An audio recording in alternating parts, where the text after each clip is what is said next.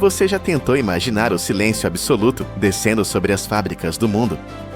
Tente visualizar linhas de montagem colossais paralisadas, motores gigantescos cessando o seu rugido e edifícios inteiros oscilando perigosamente ao vento.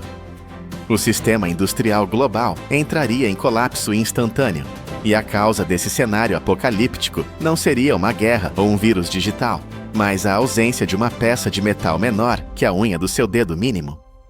Como é possível que a nossa civilização inteira, com seus arranha-céus e jatos supersônicos, dependa da integridade de algo tão pequeno e aparentemente insignificante? Estamos falando de uma indústria que movimenta mais de 100 bilhões de dólares por ano, sustentada por um componente que a maioria ignora. Anualmente, a humanidade consome mais de 2 trilhões de parafusos. Se somássemos o peso dessa produção, teríamos o equivalente a milhares de aviões comerciais empilhados. Mas não se engane pelo tamanho. Um desvio na fabricação não maior que a fração de 1 milésimo de polegada pode transformar este pequeno objeto em um perigo oculto, causando falhas muito mais graves do que a maioria das pessoas jamais esperaria. Para entender esse poder notável, vamos desmontar cada estágio desse processo brutal, revelando como transformamos a poeira da Terra na espinha dorsal da indústria moderna. Bem-vindos ao canal Poder da Indústria. A jornada deste herói invisível não começa em uma oficina limpa e silenciosa, mas a centenas de quilômetros da civilização, em vastas minas de minério de ferro a céu aberto. Aqui, a escala é tão imensa que os humanos parecem formigas. Camadas de solo são removidas por escavadeiras hidráulicas titânicas para expor o corpo do minério. Enormes perfuratrizes rotativas abrem buracos profundos na rocha, onde explosivos industriais são cuidadosamente carregados. Quando a detonação acontece, não é apenas um barulho, é um terremoto controlado que estilhaça formações rochosas sólidas que existiam há milhões de anos. A rocha quebrada é então levantada e carregada em caminhões de transporte gigantescos, verdadeiros monstros sobre rodas capazes de carregar entre 200 e 400 toneladas de material em uma única viagem. O destino é a estação de britagem primária. Trituradores de mandíbula, com força suficiente para mastigar um carro compacto, reduzem o minério a pedaços menores. Em seguida, trituradores de cone refinam ainda mais os fragmentos, garantindo um tamanho uniforme adequado para a próxima fase. Mas o minério virgem não está sozinho. A maioria das usinas siderúrgicas adiciona sucata de aço reciclada à mistura. Restos de edifícios demolidos, automóveis aposentados e máquinas industriais desgastadas. Antes de entrar na fornalha, tudo isso é retalhado em pedaços menores para facilitar o derretimento e garantir o controle preciso das proporções da mistura. A pedra fria e o metal retorcido estão prestes a enfrentar o inferno. O minério e a sucata são transportados para a usina siderúrgica e alimentados em altos fornos que operam a temperaturas superiores a 1480 graus Celsius.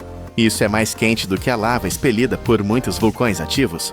Junto com coque e calcário para remover impurezas, a carga sólida se rende ao calor e se transforma em ferro gusa fundido. O metal líquido brilhante é então derramado em um forno conversor, onde o oxigênio puro é injetado a uma pressão extremamente alta. Essa tempestade de oxigênio refina a composição química, transformando o ferro bruto em aço de alta qualidade. O aço fundido, agora uma sopa incandescente de potencial industrial, é despejado em moldes de fundição contínua. Ele se solidifica em tarugos quadrados ou planos que irradiam uma luz vermelha intensa, visível a centenas de metros de distância. Assim que atingem a solidez adequada, esses tarugos avançam para a linha de laminação a quente. Cilindros de aço massivos comprimem o metal, esticando-o como se fosse massa de modelar, transformando blocos pesados em barras longas e finas, com seções transversais precisas, até alguns milésimos de polegada. A qualidade do tarugo nesta fase determina diretamente a dureza, a elasticidade e a vida útil de cada parafuso que será feito a partir dele. Mesmo uma variação minúscula na composição do aço pode criar fraquezas ocultas, levando a parafusos que entortam, quebram ou espanam sob o estresse do mundo real.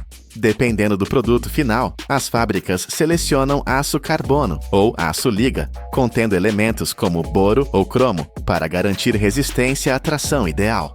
Quando os tarugos atendem aos padrões, são reaquecidos a cerca de 1.250 graus Celsius para torná-los mais maleáveis e passam por pares de cilindros de laminação que os esticam em hastes de aço que se estendem por centenas de metros. Essas longas bobinas passam por caixas de água de circuito fechado para um resfriamento controlado, refinando a estrutura interna do grão do metal e aumentando significativamente sua força. O produto final é uma bobina de fio de aço com uma superfície limpa e diâmetro preciso, pronta para assumir a forma que todos conhecemos. As bobinas de fio de aço chegam à fábrica de parafusos e são montadas em um suporte de alimentação dedicado. O fio é desenrolado continuamente, endireitado e esticado para eliminar qualquer curvatura residual. Imediatamente depois, um sistema automatizado posiciona o fio sob lâminas de corte integradas, fatiando-o em segmentos curtos com precisão milimétrica. Agora entramos no estágio mais crítico e violento da linha de produção, o cabeçalho a frio. Aqui não há calor, apenas força bruta e velocidade alucinante. É aqui que nasce a cabeça reconhecível do parafuso.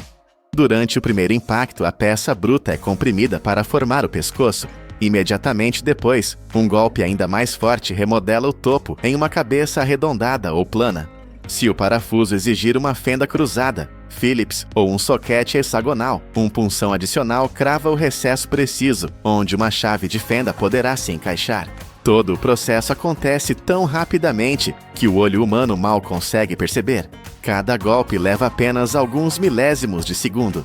Uma máquina de cabeçalho a frio de médio porte pode produzir de 300 a 600 parafusos por minuto, enquanto linhas industriais maiores atingem velocidades surpreendentes de 1.000 a 2.200 peças por minuto. Imagine uma metralhadora disparando metal. É assim que a máquina cospe milhares de peças a cada 60 segundos, operando continuamente por horas sem interrupção. Com a cabeça formada, as peças avançam para o estágio de laminação de rosca. É aqui que ocorre uma mágica da engenharia. Ao invés de cortar as roscas com um torno, removendo o material e enfraquecendo a peça, a fabricação moderna depende da laminação a frio. Este processo transforma uma simples haste de metal em um componente capaz de prender estruturas inteiras. Dentro da máquina, cada peça é posicionada entre duas matrizes planas, gravadas com padrões de rosca, uma fixa e outra movendo-se para frente e para trás. À medida que a peça rola entre elas, sob enorme pressão, o metal é forçado a fluir para as ranhuras das matrizes. Em menos de um segundo, roscas perfeitamente elevadas são formadas.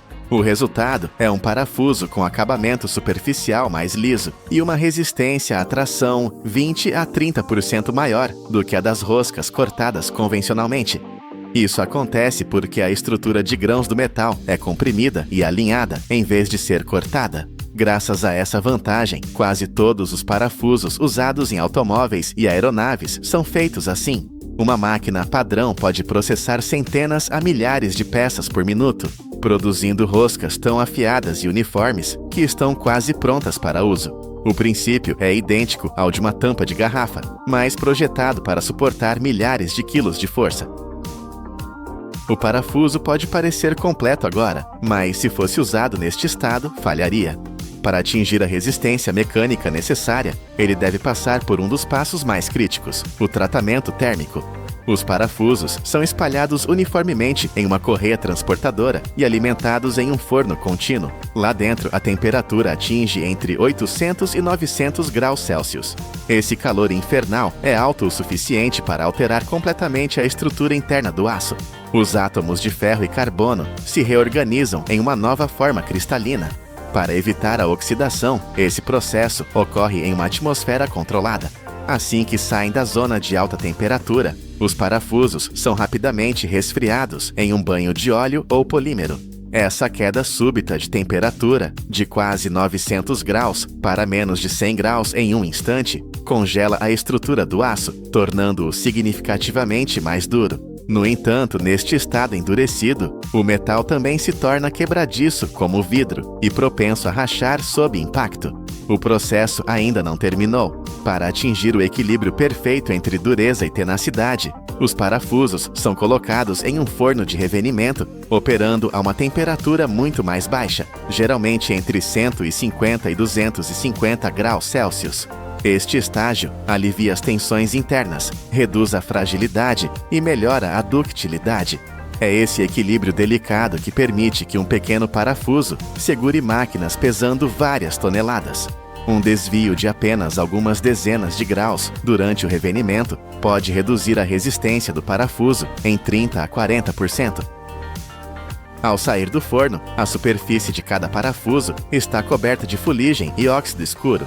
Se deixados assim, enferrujariam em poucas semanas ao ar livre.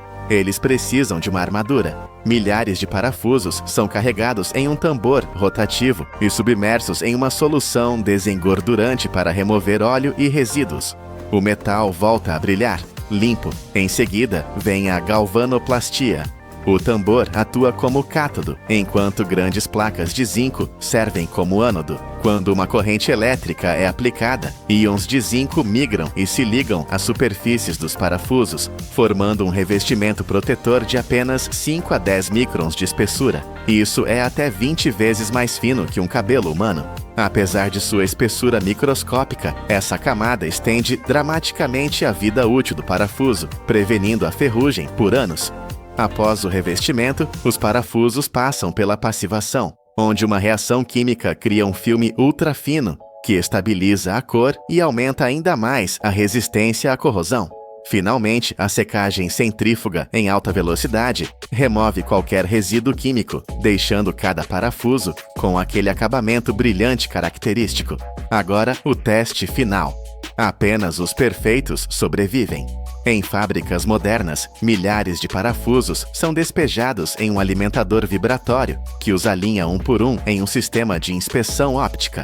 Cada parafuso gira em uma mesa de vidro de alta velocidade, iluminado por potentes luzes LED e escaneado por múltiplas câmeras industriais. Cada detalhe, comprimento, diâmetro, profundidade da cabeça, precisão da rosca, é medido ao nível do micron. Se um parafuso apresentar a menor falha, como uma cabeça deformada ou rosca incompleta, um jato de ar o remove instantaneamente da linha. O sistema pode inspecionar dezenas de milhares por hora, mantendo uma precisão muito além da capacidade humana. Aqueles que passam são classificados e embalados automaticamente. Imagine agora um desses parafusos. Ele saiu de uma explosão em uma mina, foi derretido a temperaturas vulcânicas, golpeado com força brutal, esmagado em forma de espiral, queimado, congelado e revestido com uma armadura microscópica. Agora, ele cai na palma da mão de um engenheiro aeronáutico. Ele será parafusado na asa de um avião comercial ou na base de uma máquina industrial crítica. Este pequeno componente de metal é o elo que mantém unidos milhares de estruturas, operando silenciosamente todos os dias. Um único parafuso defeituoso pode paralisar uma linha de produção inteira ou causar uma catástrofe, mas um perfeitamente feito cumpre seu dever por anos. Despercebido, mas indispensável. Ele é o verdadeiro poder da indústria. Da próxima vez que você se sentar em uma cadeira ou entrar em um carro, lembre-se da jornada épica que mantém o seu mundo unido. Todos os anos, o mundo produz mais de 10 mil milhões de blocos de betão, um número astronômico para um material que parece tão simples. Eles estão em toda parte, desde fundações enterradas nas profundezas do solo, até aos arranha-céus que definem as nossas cidades. Cada um destes blocos, aparentemente humilde, é projetado para resistir a mais de 1.500 libras por polegada quadrada de força de compressão. Isto é o equivalente a colocar o peso de vários automóveis concentrado numa superfície não maior que a palma da sua mão. Mas como é que algo feito de areia, pedra e água se torna tão incrivelmente forte? Como é que esta lama básica se transforma num pilar da engenharia moderna? O segredo não está, como muitos pensam, apenas na mistura. Está no que acontece depois da sua formação. Para ganhar a sua força lendária, cada bloco é trancado numa câmara de vapor escaldante, num banho de umidade saturada, durante 24 horas. Isto não é secagem, é um nascimento químico. A jornada do bloco de betão não começa numa misturadora ruidosa, mas sim no silêncio calculado de um laboratório de materiais. Tudo começa com uma receita, uma fórmula de engenharia afinada com precisão. O esqueleto do bloco é formado por gravilha ou pedra britada. Isto constitui entre 60% a 70% da mistura total. São estes agregados que dão ao bloco a sua capacidade de suportar cargas. A seguir vem o material de enchimento, areia fina, que compõe 10% a 20% do volume. A sua função é preencher os espaços vazios entre as pedras maiores. E, finalmente, a cola que une tudo, o cimento Portland, representando cerca de 10% a 15%. Mas a qualidade destes ingredientes é tão importante quanto a sua proporção. A falha começa antes mesmo de a primeira pá ser levantada. O cimento, o componente mais crítico, é armazenado em gigantescos silos de aço selados. Aqui, o inimigo número 1 é a umidade do ar. Sistemas de controlo monitorizam constantemente o ambiente, pois o cimento que absorve umidade antes do tempo começa a reagir, a curar, transformando-se num pedaço de rocha inútil e inutilizável antes mesmo de chegar à linha de produção. Um silo comprometido pode significar a perda de centenas de toneladas de material. Da mesma forma, a areia e a pedra são mantidas em armazéns secos e bem ventilados, garantindo que permanecem soltas e com um teor de umidade controlado. A maioria destas fábricas é estrategicamente construída a poucos quilômetros das pedreiras. Isto não é apenas por conveniência, é uma estratégia econômica e ecológica vital. Reduzir a distância de transporte de milhares de toneladas de pedra por dia corta drasticamente os custos de combustível e as emissões de dióxido de carbono. Nesta fase, a precisão é absoluta. Um desvio de 1% na receita não é um pequeno erro, é uma falha catastrófica que pode comprometer a integridade de um lote inteiro de produção. Quando cada componente é pesado eletronicamente com uma precisão de gramas, eles são transportados por correias transportadoras para os misturadores industriais.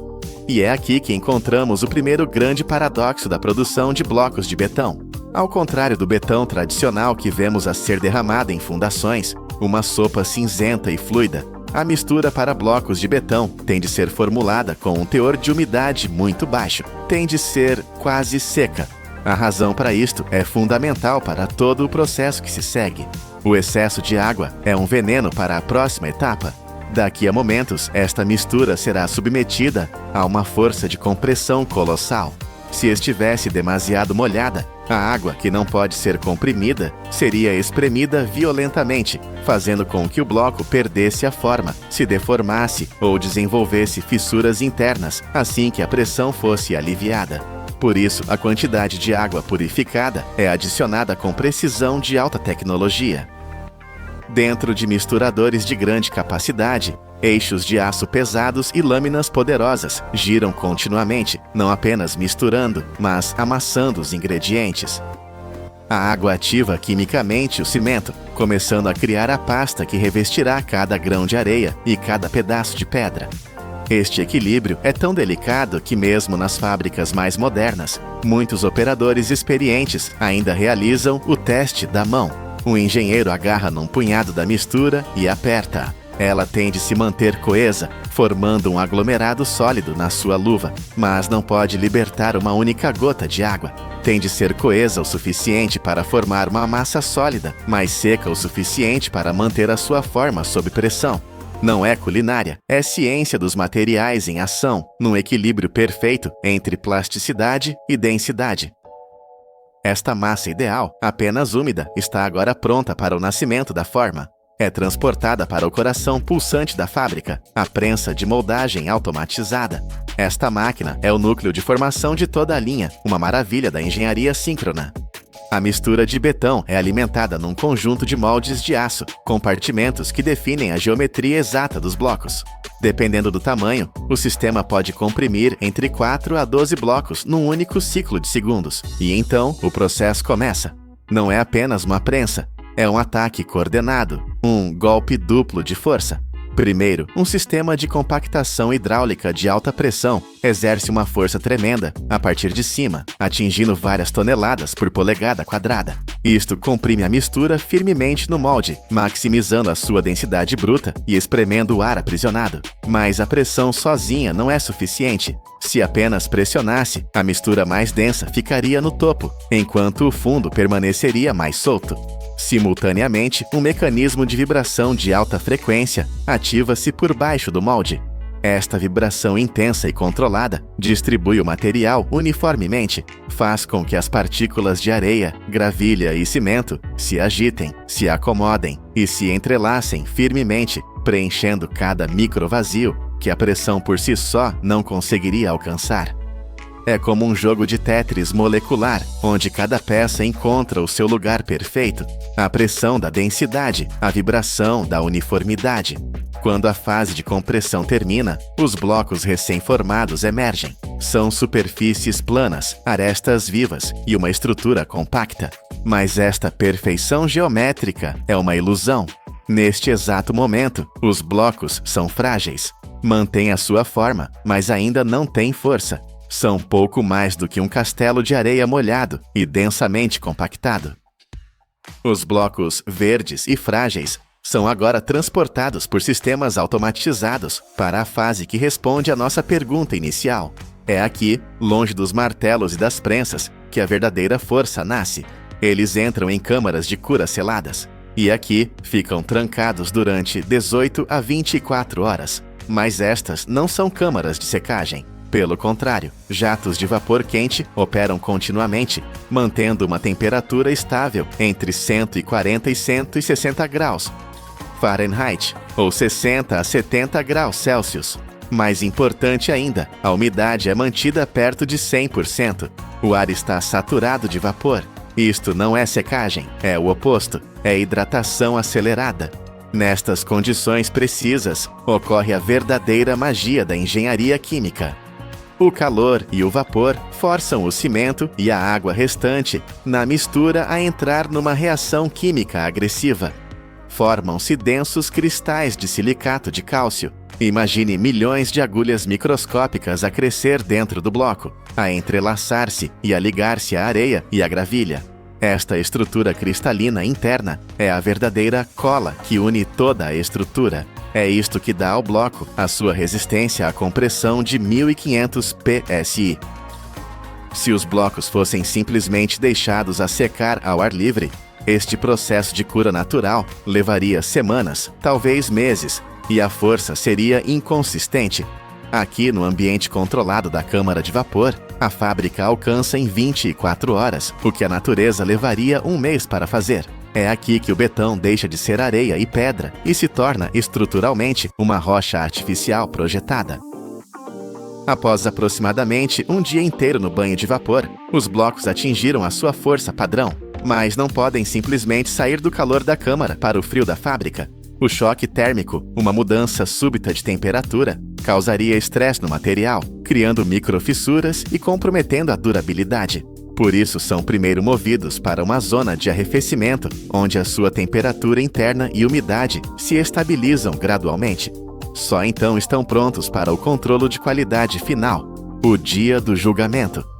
Um sistema automatizado seleciona aleatoriamente amostras de cada lote de produção. Estes blocos de teste são levados para o laboratório com um único propósito: serem destruídos. Eles são colocados numa prensa hidráulica de teste. Uma força crescente é aplicada. O computador mede a resistência até que, com um estalido súbito, o bloco falha. O sistema registra os dados, 1540 psi. O lote inteiro é aprovado. Os blocos que passam na inspeção são então enviados para a linha de embalagem. É um Tetris automatizado. Braços robóticos e sistemas de aperto organizam os blocos em paletes de aço reforçado, otimizando o espaço e garantindo estabilidade. Cada palete é segura com cintas de plástico de alta resistência ou envolvida em várias camadas de filme protetor. Empilhadores industriais transferem as paletes carregadas para zonas de armazenamento temporário ou diretamente para a baía de carga, prontos para a linha da frente da construção. O processo é uma maravilha da eficiência, mas a indústria enfrenta um desafio significativo. A produção de cimento Portland, o ingrediente cola essencial, é uma das maiores fontes de emissões de dióxido de carbono do planeta, mas a engenharia está a adaptar-se. A nova era da construção é o bloco verde.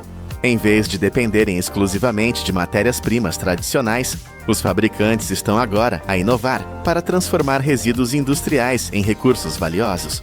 Em muitas formulações modernas, uma parte significativa do cimento é substituída por cinzas volantes, um subproduto fino das centrais termoelétricas a carvão. Noutras, utilizam escória de aço, um resíduo da metalurgia, ou mesmo vidro reciclado finamente moído. Estes aditivos não só mantêm a resistência estrutural, como também reduzem as emissões de CO2 em até 40% por cada bloco produzido. O processo não só conserva recursos naturais, mas transforma os subprodutos de uma indústria na matéria-prima de outra. O bloco de betão está a ser redefinido, mantém a sua força lendária, mas reduz drasticamente a sua pegada ambiental. Sabia que, para além da construção, os blocos de betão desempenham funções surpreendentes? Graças à sua estrutura densa, são usados para construir barreiras acústicas e de isolamento térmico em redor de parques eólicos e instalações de energia solar. Nos portos, são usados como quebra-mares e fundações para contentores, resistindo à força corrosiva do oceano. E na agricultura, são reaproveitados para construir celeiros, armazéns ou recintos para animais, concebidos para durar décadas sob as condições mais adversas. 10 mil milhões de blocos por ano. Cada um deles é o resultado de engenharia precisa e inovação contínua. Cada um passou pelo armazenamento a frio da matéria-prima, pelo golpe duplo de pressão e vibração, e pelo batismo de vapor de 24 horas que lhe deu força. A partir de materiais familiares como areia, cimento e gravilha, a humanidade construiu milhões de estruturas duradouras. Da areia e pedra comuns, criamos a fundação invisível que nos permite, literalmente, construir até ao céu. 80% de todo o cobre que a humanidade extraiu da Terra, ao longo de toda a nossa história, ainda está em uso hoje. Pense neste número por um momento. Não é um material que usamos e descartamos. É um recurso que quase nunca morre. Como é possível que um material físico, usado em tudo, desde os nossos telemóveis até as redes elétricas que alimentam cidades inteiras, pareça ser infinito? A resposta não está na mineração, que consome uma energia colossal. A resposta é um ciclo de renascimento industrial quase perfeito, um processo que transforma o caos em pureza.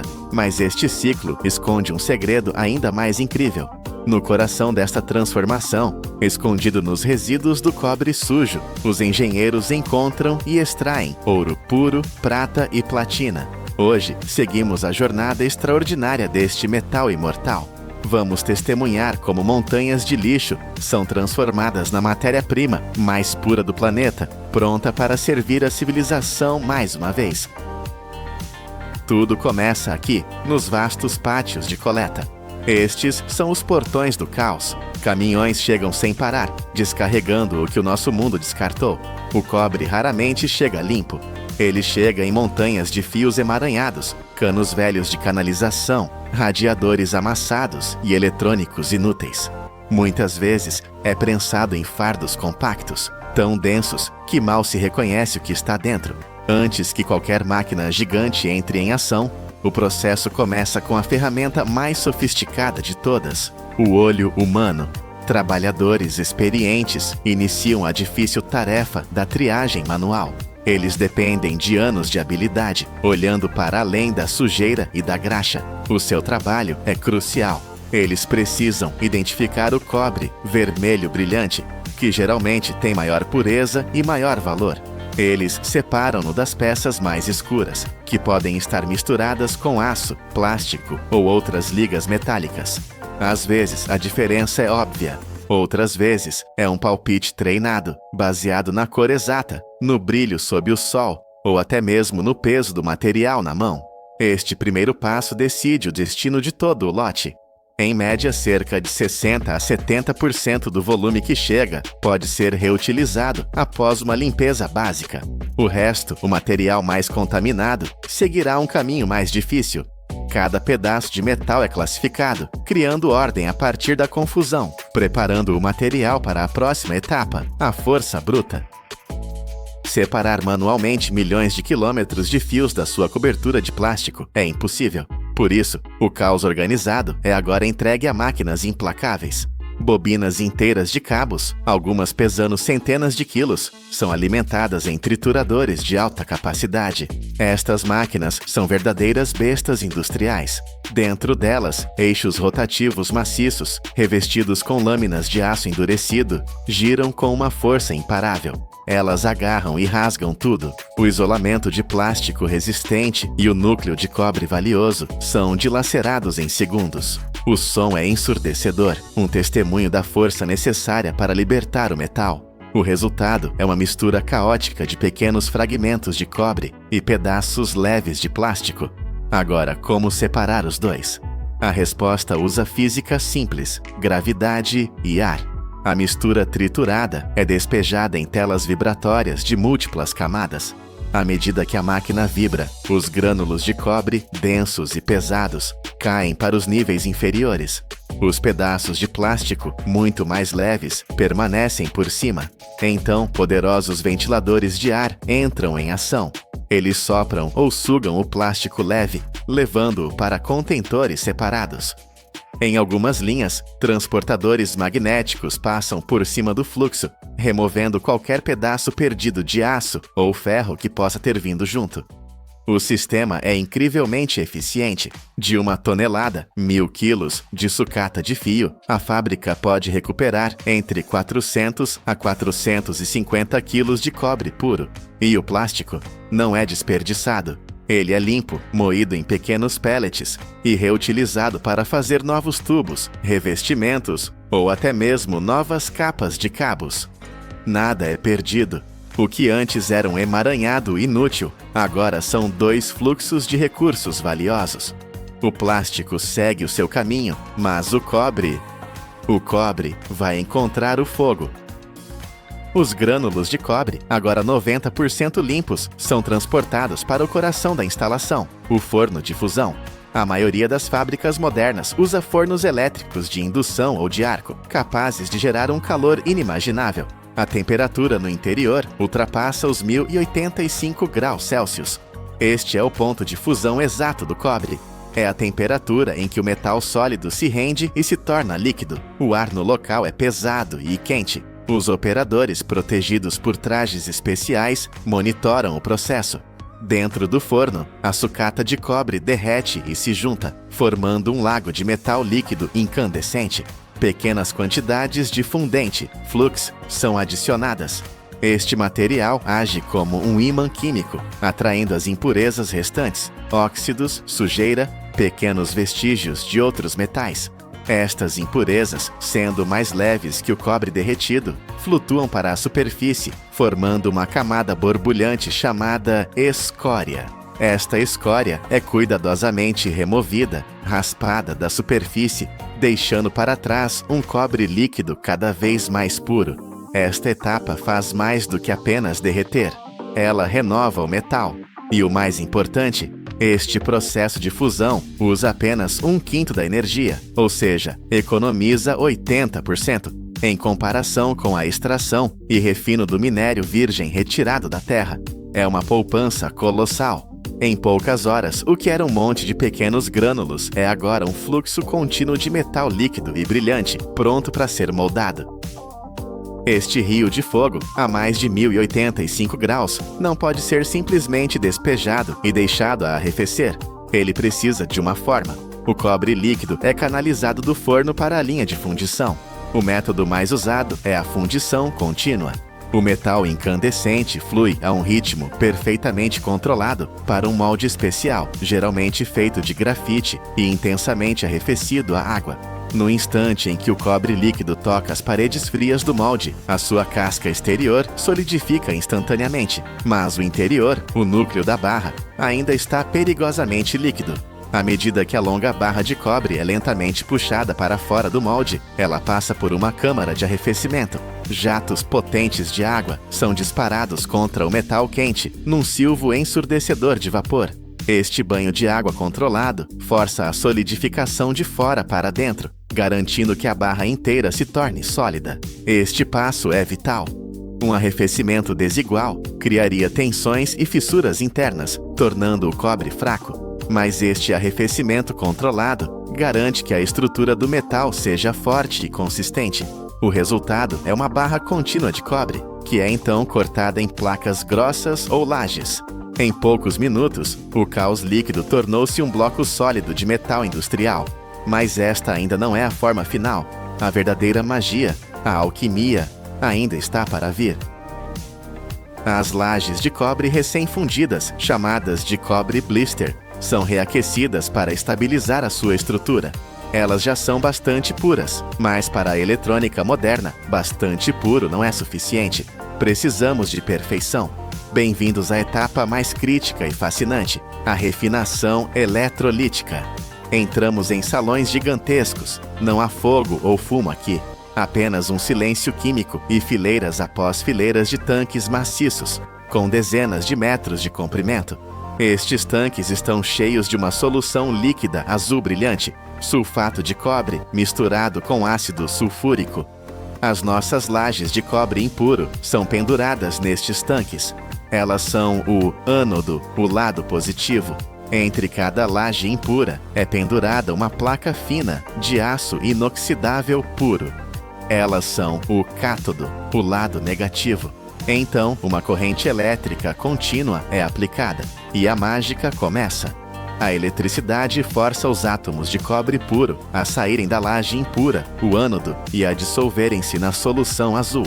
Como se fossem chamados por um ímã, estes átomos de cobre viajam através do líquido e depositam-se, átomo por átomo, na placa de aço inoxidável, o cátodo. É um processo lento, mas perfeito. Camada após camada, o cobre puro reconstrói-se no cátodo. Este processo decorre sem parar durante 7 a 10 dias. Mas e as impurezas?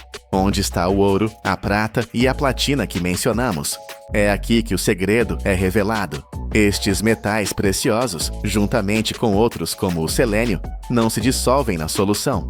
Eles são demasiado pesados e quimicamente diferentes. À medida que o cobre à sua volta se dissolve, eles simplesmente soltam-se e caem para o fundo do tanque. Os trabalhadores chamam-lhe lama anódica, mas esta lama vale uma fortuna. É cuidadosamente recolhida e enviada para outra refinaria para extrair o ouro, a prata e a platina. No final dos 10 dias, as placas de aço são retiradas. O que vemos são folhas de cátodo grossas e pesadas, de um cobre brilhante e perfeito. A sua pureza, 99,99%, pura o suficiente para os chips de computador mais avançados e os cabos de alta performance do mundo. Cada folha pesa entre 80 a 100 quilos e está pronta para sua nova vida. Estas folhas de cátodo de pureza absoluta já são um produto final, vendido nos mercados mundiais. Mas para a maioria de nós, o cobre precisa de ser fino e flexível. Por isso, na maioria das vezes, estas folhas são derretidas mais uma vez. São fundidas e moldadas em varões, wire rods, uma forma intermédia padrão da indústria, um cilindro de cobre com cerca de 8 milímetros de diâmetro. Estes varões são enrolados em bobinas gigantes que pesam várias toneladas. Estas bobinas são o ponto de partida para a produção de fios. O varão de 8 milímetros é puxado através de uma série de matrizes, discos de diamante industrial, com furos cada vez mais pequenos. Cada passagem estica o cobre, tornando-o mais longo e mais fino. O diâmetro encolhe de 8 milímetros para 3 milímetros para a fiação da sua casa, ou continua a ser puxado mais e mais fino, até atingir alguns décimos de milímetro, mais fino que um cabelo humano, para os delicados condutores dentro de um microchip. Mas este processo de esticar o metal torna-o duro e quebradiço. Para resolver isto, o fio é continuamente recozido, NALED.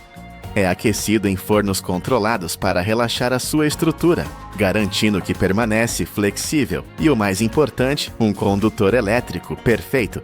Finalmente, o fio nu é revestido com a sua camada final de isolamento, PVC, Teflon ou outro polímero. O produto acabado é enrolado em bobinas, pronto para alimentar o nosso mundo. Mas o cobre não é apenas fios e indústria. Em algumas culturas, este metal tem uma alma. Na Coreia, a arte de criar utensílios de cobre, chamada yugi, existe há milhares de anos, desde o período dos Três Reinos. No coração dessa tradição está o Bangja Yugi, uma técnica de forjamento única, considerada um tesouro nacional. Em vez de apenas fundir o metal, os artesãos pegam numa liga de cobre e estanho e submetem-na a um ciclo brutal e repetido de aquecimento no fogo e martelagem manual. Cada golpe do martelo comprime a estrutura do metal, dando às taças e pratos uma durabilidade incrível, uma tonalidade dourada única e uma ressonância pura. Hoje, estas peças feitas à mão ainda são usadas em cerimônias importantes, uma ligação viva a milhares de anos de história. E assim, o círculo se completa. A jornada do cobre reciclado é a prova de que um material pode ter uma vida infinita. Vimos como o lixo se torna tesouro, como o caos se transforma em pureza de 99,99% e como o ouro é encontrado onde menos se espera. É por isso que 80% de todo o cobre, alguma vez extraído, ainda está conosco. Ele não morre, ele não se degrada, ele apenas muda de forma. À medida que o nosso mundo corre em direção a carros elétricos, energia solar e turbinas eólicas, tecnologias que precisam de quantidades imensas de cobre, este ciclo de renascimento não é apenas eficiente, é estrategicamente vital. E isto deixa-nos com um pensamento fascinante. Os átomos de cobre que alimentam o seu telemóvel neste exato momento podem, um dia, ter sido parte de um sino de templo antigo, de uma ferramenta da Idade do Bronze, ou de uma arma forjada há milhares de anos. O cobre é o sangue da nossa civilização, ligando silenciosamente o nosso passado distante ao nosso futuro elétrico. A indústria de reciclagem de baterias de íon-lítio está explodindo. Já é um mercado de 35 bilhões de dólares, um gigante global que muitos chamam de a segunda mina do mundo. Mas por que mina? Porque dentro de cada bateria descartada existe um tesouro de metais valiosos. No entanto, este tesouro está envolto em perigo. Até o ano de 2025, espera-se que apenas a China descarte mais de 1.040.000 toneladas de baterias de veículos elétricos. Isto não é lixo comum, é uma montanha crescente de resíduos perigosos. Dezenas de milhares de pequenas empresas tentam lidar com isso, mas muitas operam sem segurança, desmontando baterias manualmente, arriscando vazamentos tóxicos que podem envenenar o solo e a água. Cada bateria é uma pequena bomba química, esperando para falhar. Então, como a engenharia moderna ousa mergulhar nesta montanha de perigo? Como ela transforma milhões de pequenas bombas relógio em matéria-prima segura e valiosa para a próxima geração de energia? A resposta não começa com força bruta, mas com uma inteligência fria e calculista. Tudo começa com a coleta, um processo de controle rigoroso. Quando as baterias do controle remoto da sua TV ou do seu celular se esgotam, elas são levadas a pontos de coleta públicos. Lá, elas não são jogadas em caixas de papelão. Elas são colocadas em contêineres metálicos especializados. Pense neles como pequenas fortalezas. Eles são equipados com isolamento térmico, tampas à prova de explosão e sensores de segurança. O objetivo é um só. Se uma bateria falhar, ela falhará sozinha, sem iniciar uma reação em cadeia. Mas isso é apenas para as baterias pequenas. Os pacotes de veículos elétricos são um desafio de outra magnitude. Pesando centenas de quilogramas, estes blocos maciços são movidos por empilhadeiras hidráulicas e braços robóticos. Eles são colocados em enormes caixas de aço. E estas caixas são inteligentes. Elas estão equipadas com sensores térmicos e de gás, monitorando continuamente qualquer sinal de superaquecimento ou vazamento. Aqui, os trabalhadores nunca tocam diretamente nas baterias. Eles supervisionam os sistemas automatizados, garantindo que cada unidade perigosa esteja contida. Uma vez na fábrica, a verdadeira seleção começa. Este é o cérebro da operação. Milhares de baterias de todas as formas e cores correm por uma esteira de alta velocidade. Elas passam sob câmeras industriais e sistemas de inteligência artificial. O algoritmo não apenas as vê, ele as identifica. Ele escaneia cada pequeno detalhe. as etiquetas, os terminais, o tamanho, a cor, procurando pistas sobre sua identidade. Mas o verdadeiro poder vem a seguir. Sensores espectrais disparam feixes de luz para identificar a composição química exata dentro da bateria. É como ter uma visão de raio-x para a química. Em milissegundos, o sistema sabe. Esta é uma bateria de íon lítio. Aquela é níquel metal hidreto. A outra é alcalina. E então, jatos precisos de ar comprimido separam cada tipo em seu próprio fluxo, cada um destinado a um processo diferente. No entanto, as máquinas não são perfeitas. É por isso que, em estações de inspeção adicionais, os trabalhadores humanos ainda realizam a triagem manual. Eles removem etiquetas, procuram por rachaduras e usam testadores portáteis para examinar baterias que a máquina não conseguiu identificar. Eles são a última linha de defesa contra um erro de classificação. O caos de resíduos mistos foi organizado em fluxos perfeitos, mas o perigo não desapareceu. Cada bateria, não importa quão velha, ainda retém energia. Ela ainda está viva. Antes que a linha possa avançar, cada uma delas deve ser completamente desarmada. Esta é a fase mais crítica de todo o processo. As lâminas de um triturador industrial não se importam com a energia restante. Um único curto-circuito, uma única faísca, e todo o sistema pode falhar catastroficamente. A segurança é tudo. Para baterias domésticas e de celular, o processo é relativamente rápido. Primeiro, sensores térmicos e voltímetros verificam sua energia residual. Técnicos inspecionam visualmente o invólucro em busca de inchaço, rachaduras ou vazamentos.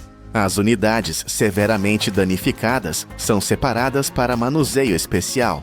As intactas são então submersas em uma solução salina diluída. A água salgada age como um ladrão de energia, drenando lentamente cada joule restante, de forma controlada e segura.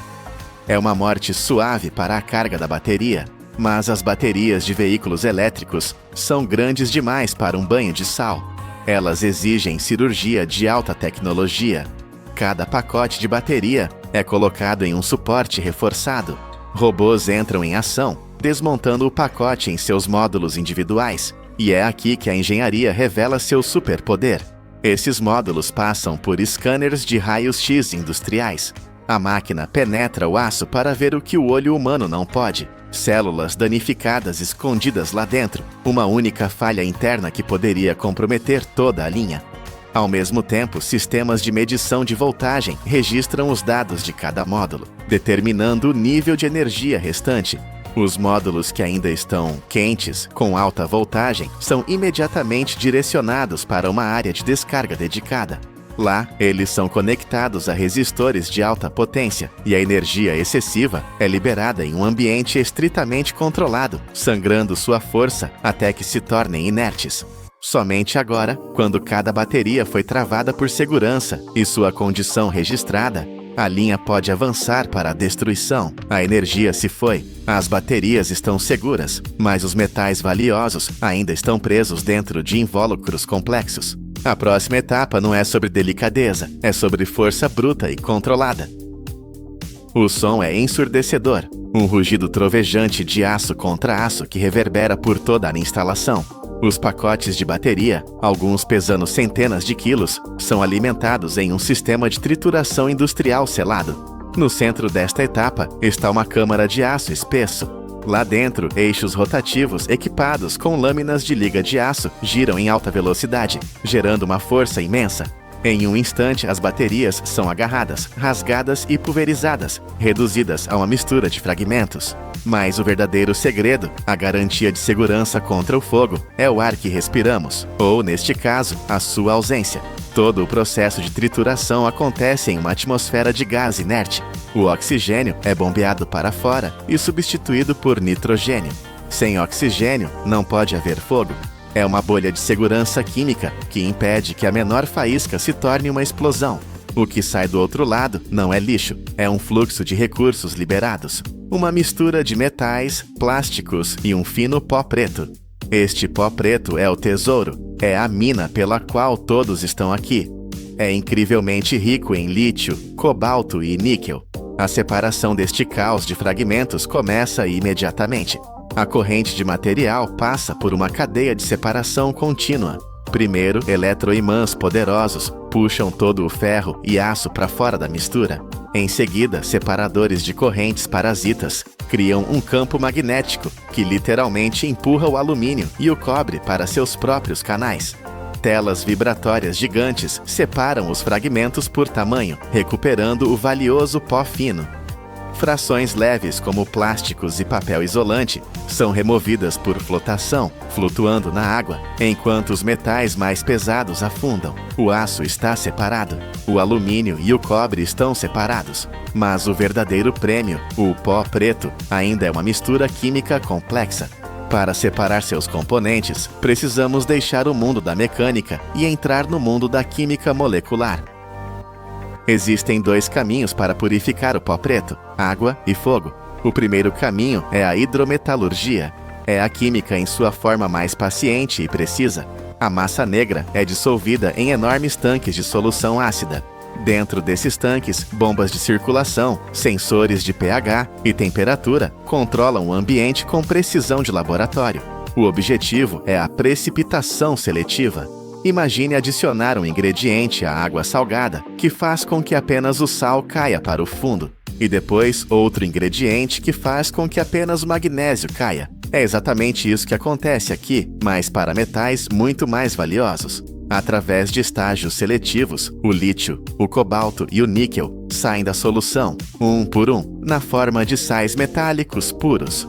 O segundo caminho é a pirometalurgia. Este é o método da força bruta, um processo de fundição de alta temperatura que atinge milhares de graus Celsius. Em fornos a arco elétrico, a mistura é derretida até se tornar um líquido incandescente. O calor intenso força a separação por densidade. A mistura derrete e se divide em camadas.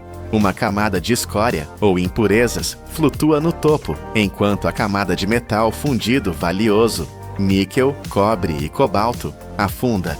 Seja através da solução ácida ou do calor extremo do forno, o resultado é o mesmo. O material caótico é transformado em fluxos de metais puros. O resíduo perigoso tornou-se um recurso valioso e controlado. O ciclo está quase completo. Agora, esta matéria-prima pura deve renascer. O renascimento de uma bateria não termina com a recuperação dos metais. É aqui que começa a produção de novas baterias. Primeiro, o corpo. Bobinas de aço, muitas vezes feitas do próprio aço recuperado, são alimentadas em linhas de estampagem contínuas. Prensas de alta velocidade cortam, dobram e moldam o metal em invólucros cilíndricos compactos. Este não é apenas um recipiente. É a estrutura mecânica da célula, a primeira barreira contra vazamentos químicos. Câmeras industriais monitoram continuamente, rejeitando qualquer invólucro com arranhões ou deformações microscópicas. Paralelamente, a alma da bateria é criada, as camadas de cátodo e ânodo, e aqui o ciclo se fecha. Parte do dióxido de manganês, níquel ou zinco usados aqui pode vir diretamente das fontes recicladas que acabamos de ver. A montagem é uma dança mecânica de alta precisão. A linha automatizada ganha vida. Primeiro, a mistura do cátodo é dosada em cada invólucro de aço. Um eixo de prensagem desce, compactando o pó firmemente contra as paredes para garantir uma densidade de energia perfeita. Em seguida, a mistura do ânodo é injetada no núcleo. Braços robóticos colocam o coletor de corrente central. O passo final é a vedação. Uma tampa de aço é colocada na abertura e uma prensa de crimpagem desce com força imensa, travando-a firmemente. A célula está unificada e selada. Cada bateria passa então por medição de voltagem e testes rigorosos de vazamento antes de ser rotulada. Milhões de células são produzidas diariamente, com velocidade e consistência notáveis, transformando um processo complexo em um fluxo mecânico incessante. Mas esta engenharia compacta guarda ainda mais segredos. Você sabia que, em algumas baterias alcalinas, o invólucro de aço que você segura não é apenas um recipiente? Ele funciona como o próprio cátodo, uma parte ativa da reação química. E para desmontar os pacotes de baterias de veículos elétricos, os robôs não usam apenas garras. Eles usam brocas e garras de precisão para perfurar as camadas de aço e alumínio. E durante a trituração, até mesmo as frações mais leves, como plásticos e papel isolante, são salvas. Elas são removidas usando flotação, flutuando em líquido enquanto os metais mais pesados afundam. De baterias esgotadas a linhas de reciclagem trovejantes e renascidas na forma de novas células. Esta jornada prova que a tecnologia moderna não é apenas sobre produção, é sobre criar um ciclo sustentável. O que antes era um resíduo perigoso é transformado em um recurso controlável. É a combinação da experiência humana, da força das máquinas e de processos químicos sofisticados que formam um ciclo de energia fechado. Um ciclo onde o valor é continuamente renovado, transformando o impossível em realidade. 60 lâmpadas a cada segundo. Isso representa mais de 2 mil milhões de lâmpadas fabricadas em todo o mundo, todos os anos. Mas esta não é uma história sobre números. É uma história sobre uma revolução silenciosa que está a acontecer nas nossas casas. Uma revolução que poupa ao planeta mais de 200 mil milhões de dólares em eletricidade todos os anos. Como é que isto aconteceu? Como é que passamos disto? Um frágil filamento de metal preso em vidro, a arder a temperaturas incríveis. Para isto, um semicondutor microscópico, mais pequeno que um grão de arroz? Qual é o segredo industrial que permite que uma lâmpada dure 1.200 horas, enquanto a outra pode ultrapassar dezenas de milhares? Hoje vamos entrar nas fábricas para testemunhar a batalha das lâmpadas. Esta é a Era do Fogo, contra a Era do Silício. A jornada da lâmpada clássica, a lâmpada incandescente, começa não com metal, mas com vidro e fogo. Tubos de vidro transparente, perfeitamente formados, são alimentados numa correia transportadora rotativa. Estes são os blocos de construção do invólucro. Cada tubo é firmemente preso entre duas cabeças de máquina e, em seguida, mergulha num banho de chamas intensas.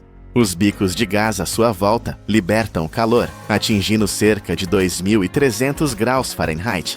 A esta temperatura, o vidro torna-se macio, flexível, quase como mel. À medida que o tubo gira constantemente, a sua borda expande-se para fora, formando o gargalo distinto que mais tarde se ligará à base da lâmpada. Mas este não é um simples soprar de vidro. No momento exato em que o vidro está maleável, braços robóticos entram em ação com uma precisão incrível. Eles inserem um fino tubo de exaustão de vidro diretamente no centro do gargalo.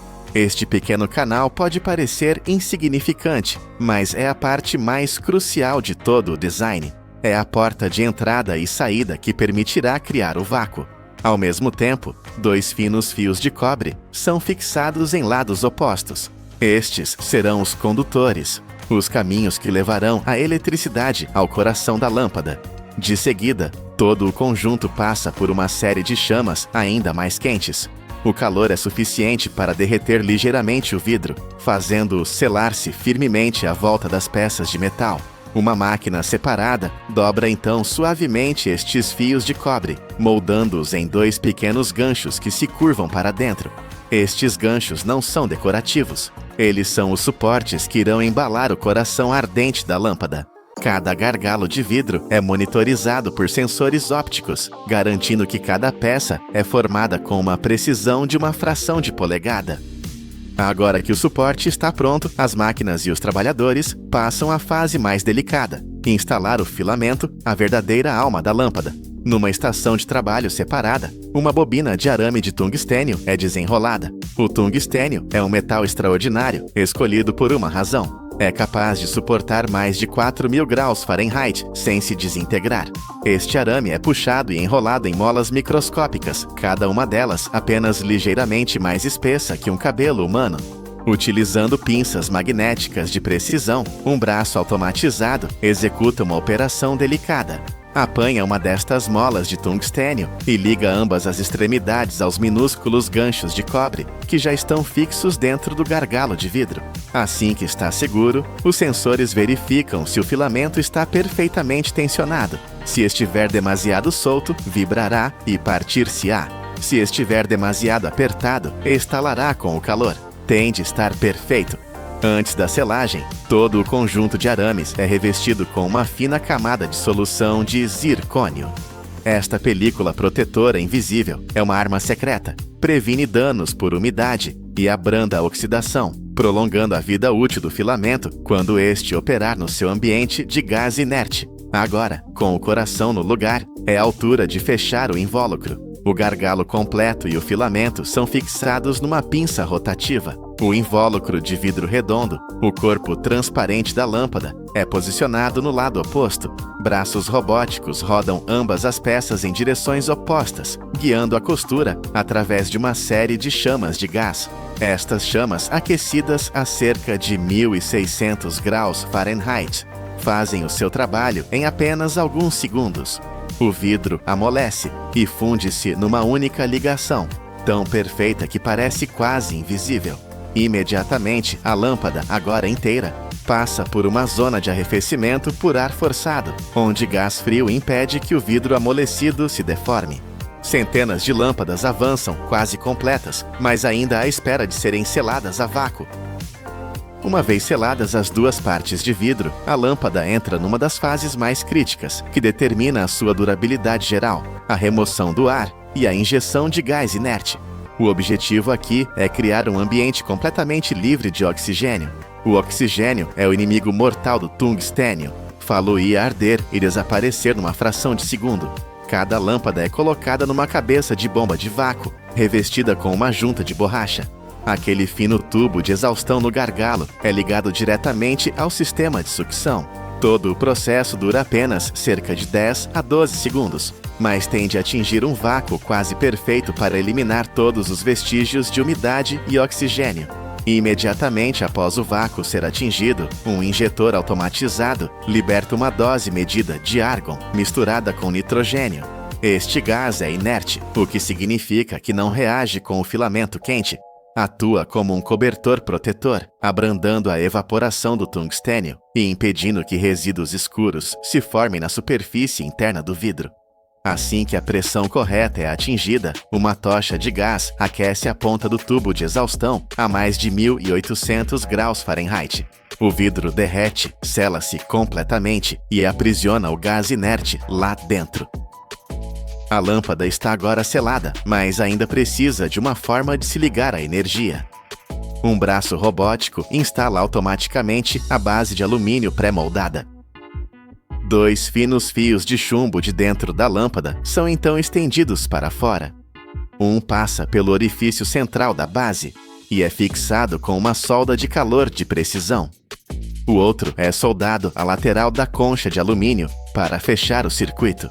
Mas antes de saírem da linha, cada lâmpada tem de passar no seu teste mais crucial: a resistência do seu filamento de tungstênio. Ao longo da correia transportadora, centenas de lâmpadas são fixadas em suportes de teste que se ligam automaticamente a uma fonte de alimentação. O sistema inicia um ciclo rápido de ligar e desligar, durando cerca de 90 segundos por ronda. Isto simula o uso no mundo real, treinando o filamento sob estresse. Durante o teste, a corrente aumenta gradualmente de 50% para 120% da voltagem nominal. Se o filamento não conseguir suportar a carga, a lâmpada queima instantaneamente e é removida da linha. Enquanto as últimas lâmpadas incandescentes saem da linha, o seu brilho quente e dourado parece uma homenagem a mais de um século de história. No entanto, dentro das fábricas modernas de hoje, uma nova geração já tomou o seu lugar: a lâmpada LED. E o seu processo de fabrico não podia ser mais diferente. As luzes LED não precisam de vácuo ou gás inerte. O que elas precisam é de uma dissipação de calor excepcional para proteger o minúsculo chip emissor de luz no interior. É por isso que o processo começa com barras de alumínio sólidas. Elas são alimentadas em máquinas de fundição de alta pressão para formar a estrutura do corpo da lâmpada, completa com as suas aletas de arrefecimento características. Estas caixas de alumínio são então perfuradas e polidas para criar superfícies perfeitamente lisas, que ajudam a transferir o calor eficientemente do chip LED para o exterior. Uma camada de tinta eletrostática é aplicada para prevenir a oxidação. Numa linha separada, o difusor é fabricado. Esta é a cobertura em forma de cúpula, feita de plástico policarbonato, que suaviza e espalha uniformemente a luz. O processo começa com minúsculos grânulos de plástico transparente despejados num funil, alimentando uma câmara de aquecimento que atinge cerca de 500 graus Fahrenheit. Em segundos, o material derrete e é injetado em moldes. A pressão de injeção mantém-se em torno de 2.000 libras por polegada quadrada, garantindo que o plástico fundido preenche todos os contornos sem prender bolhas de ar. Nos 20 a 30 segundos seguintes, um sistema de arrefecimento forçado estabiliza a estrutura, preservando a clareza da cúpula. Dentro da área de montagem de componentes, centenas de placas de circuito brancas e redondas movem-se firmemente ao longo da correia transportadora. Cada uma está à espera de receber as sementes de luz. O processo começa com uma camada precisa de pasta de solda impressa na superfície da placa. Funciona como um adesivo, mantendo os chips LED no lugar.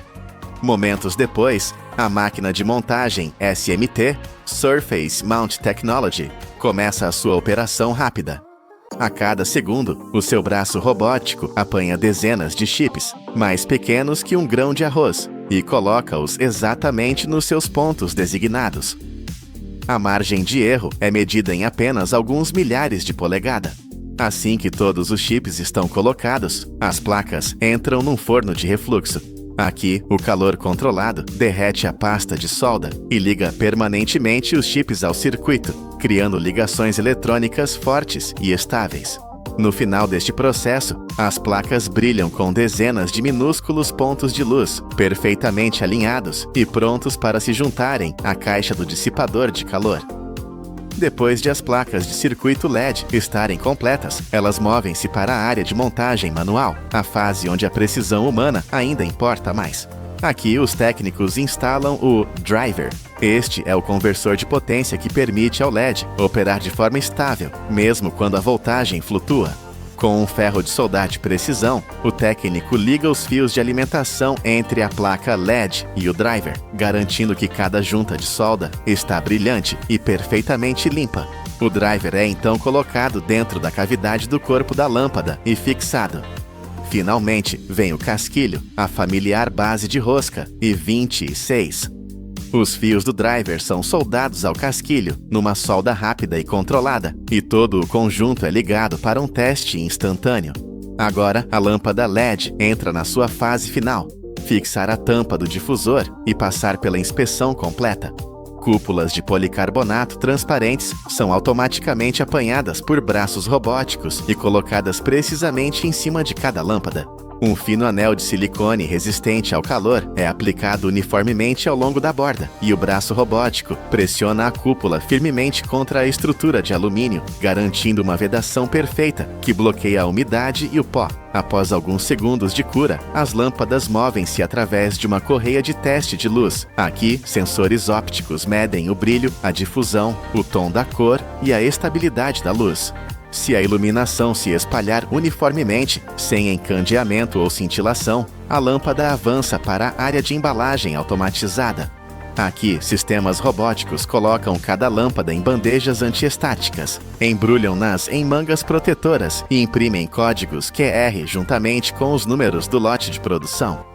Mas esta jornada de transformação demorou mais de um século. Em 1879, Thomas Edison revelou a primeira lâmpada incandescente capaz de brilhar continuamente durante 40 horas. Apenas um ano depois, ele refinou o seu design, prolongando a sua vida útil para mais de 1.200 horas e inaugurando a era da luz elétrica. No entanto, com o tempo, esta tecnologia revelou os seus limites: baixa eficiência, calor excessivo e alto consumo de energia. No início do século XXI, uma nova revolução começou quando a iluminação LED emergiu, substituindo o filamento de tungstênio por circuitos semicondutores. A poupança de 200 mil milhões de dólares que isto gera é o equivalente à produção anual de centenas de centrais térmicas. De tubos de vidro brilhantes a chips LED, mais pequenos que grãos de areia, A jornada de uma lâmpada é a prova de como a humanidade transforma energia em luz e tecnologia em resistência diária. A lâmpada incandescente deu-nos o nosso primeiro brilho artificial, enquanto os LEDs levaram esse legado adiante com uma eficiência inigualável e vidas úteis que se estendem por dezenas de milhares de horas. Embora suas formas tenham evoluído, a missão continua a mesma: iluminar o mundo de formas mais inteligentes e sustentáveis. Esta camisa, esta toalha, estes lençóis, suaves, simples, familiares, tão comuns que se tornam invisíveis. Mas este objeto do dia a dia é o ponto final de uma odisseia industrial, uma jornada que começa aqui, num campo de flores brancas.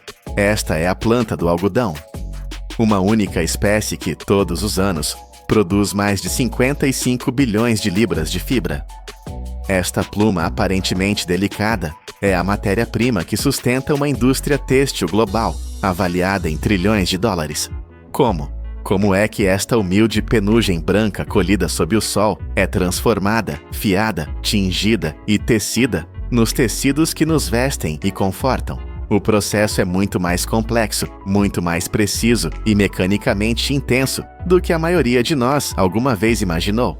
Esta é a história não contada de como a agricultura antiga se fundiu com a engenharia de ponta para tecer, literalmente, a própria trama das nossas vidas.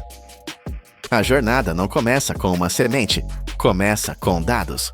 A preparação da terra é uma operação de alta precisão. Os agricultores aram o solo a uma profundidade de 8 a 12 polegadas. Isto é vital para quebrar a terra compactada, permitindo que as futuras raízes respirem e procurem água. Em seguida, o equilíbrio químico.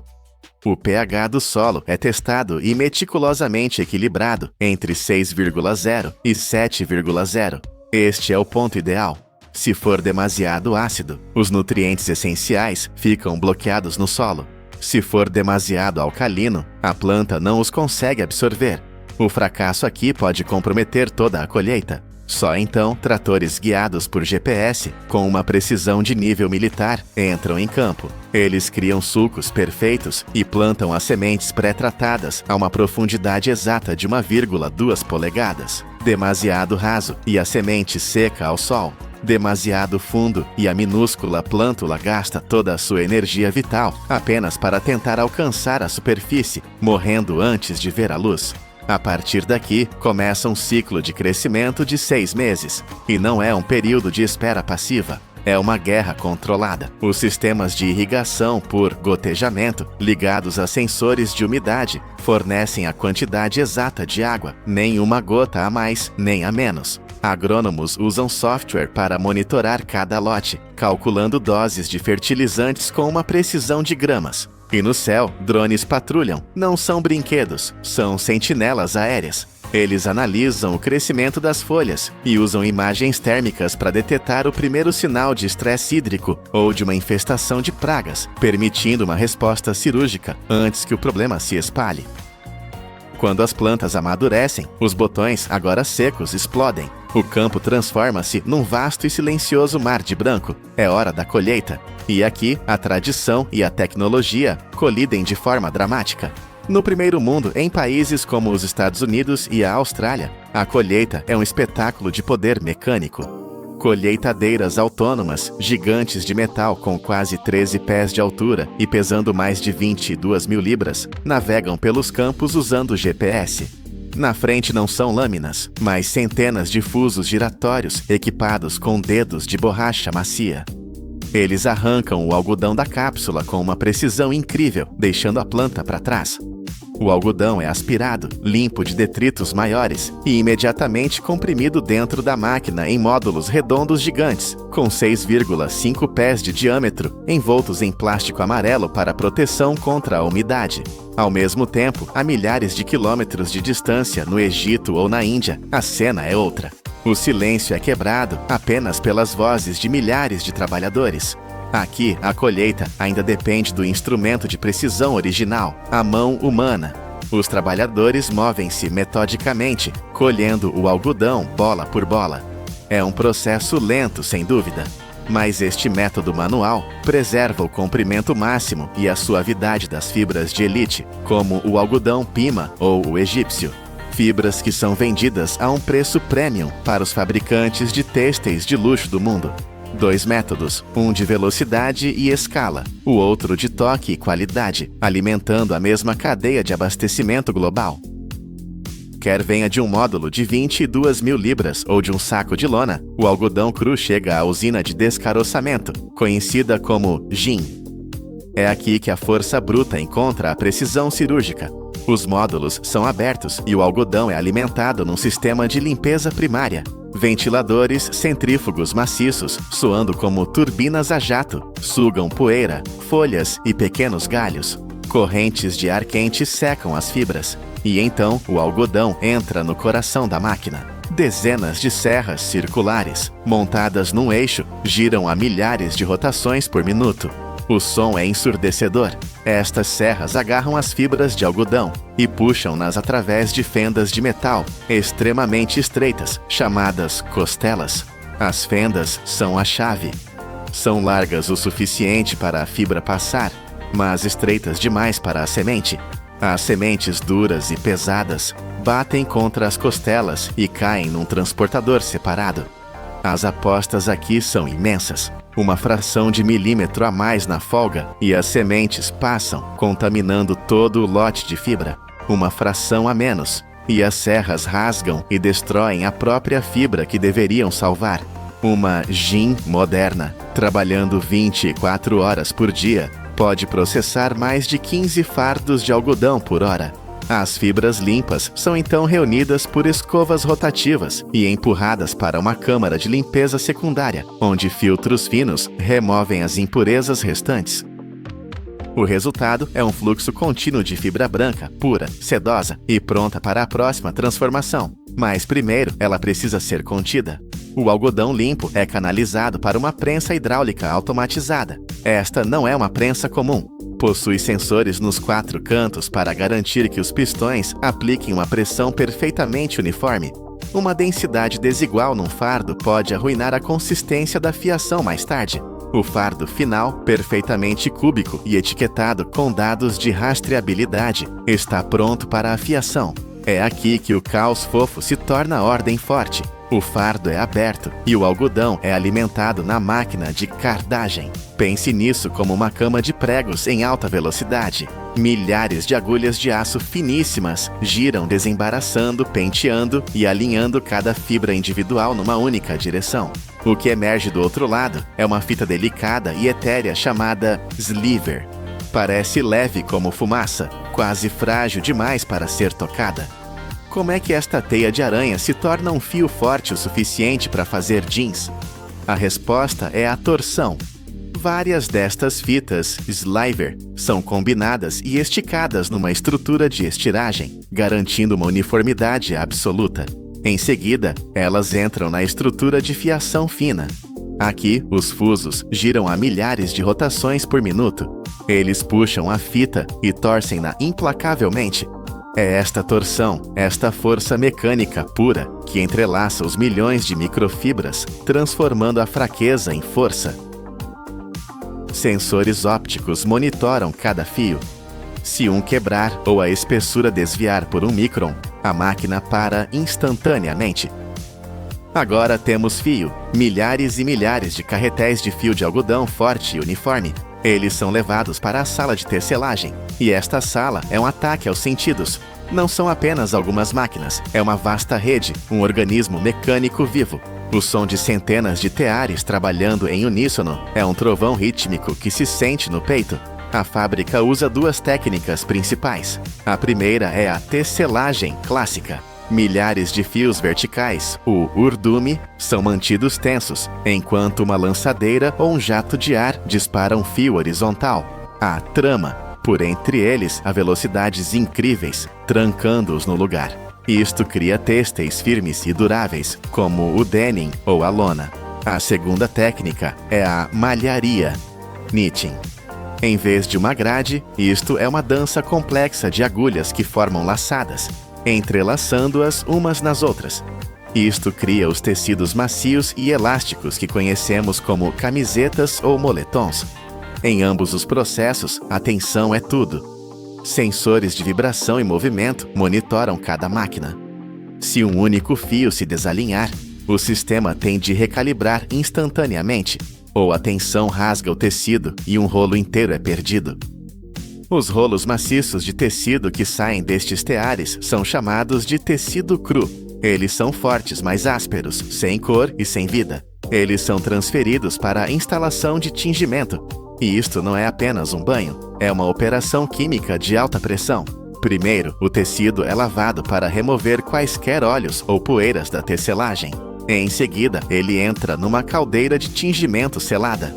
Temperatura, pH e tempo de imersão são controlados por computador. Cada variável é crítica, mas o processo mais inteligente acontece com misturas de algodão e poliéster. O poliéster e o algodão absorvem corantes de formas totalmente diferentes e em temperaturas diferentes. Por isso, a máquina executa 2 ciclos de tingimento distintos no mesmo banho, um para o algodão e outro a uma temperatura muito mais elevada para o poliéster. Após o tingimento, o tecido passa pela termofixação. É esticado em quadros de precisão e passa por um forno. É este passo que estabiliza as dimensões do tecido e impede que a sua futura camiseta encolha drasticamente na primeira lavagem. Finalmente, tratamentos de amaciamento, anti-rugas e anti-estáticos dão ao tecido as suas propriedades finais. Temos agora um material de engenharia, forte, colorido e macio. A etapa final é a montagem. O tecido é enviado para o piso de corte. Em muitas fábricas, este passo crucial ainda é humano. Camadas de tecido, por vezes, até 60 folhas de altura, são empilhadas. Mas como cortar 60 camadas com precisão? Um poderoso sistema de vácuo suga todo o ar por baixo da mesa, comprimindo as 60 camadas num bloco quase sólido, impedindo qualquer movimento.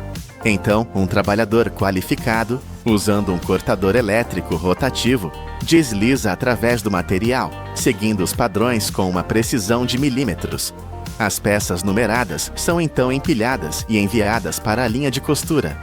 É uma sinfonia de movimento. Mesas transportadoras movem as peças entre centenas de operadores, cada um especializado num único passo. As máquinas de costura de alta velocidade disparam a mais de 5.000 pontos por minuto, mais rápido do que o olho humano pode acompanhar, criando costuras consistentes. Mas para detalhes complexos, como um colarinho ou um bolso, a velocidade pura cede à precisão humana, e as mãos firmes de um artesão assumem o controle. Cada peça de vestuário é prensada a vapor, medida e rigorosamente inspecionada antes de ser dobrada e embalada. Mas sabia que nada disto é desperdiçado? As sementes que separamos no gin não são lixo. Elas são prensadas para fazer óleo de cozinha ou processadas em ração animal rica em proteínas. E a própria fibra, a sua magia está escondida. Cada fibra de algodão é composta por milhares de células de celulose ocas. É esta estrutura oca que lhe permite absorver umidade e respirar, mantendo-nos frescos. E aquele fardo de algodão que vimos ser prensado? Um único fardo contém fibra suficiente para produzir mais de 10.000 camisetas de algodão. Desde aquela minúscula semente, plantada com precisão de GPS, passando pela força bruta das serras do gin, pela engenharia complexa da fiação que transforma fumaça em força, pela química de alta pressão do tingimento e pela velocidade da linha de montagem. O algodão percorreu uma longa e incrível jornada. Por trás de cada fio está o esforço invisível de agricultores, engenheiros e trabalhadores em todo o planeta. E assim, aqueles 55 bilhões de libras de fibra, colhidas em campos brancos, tecem-se silenciosamente na própria trama das nossas vidas.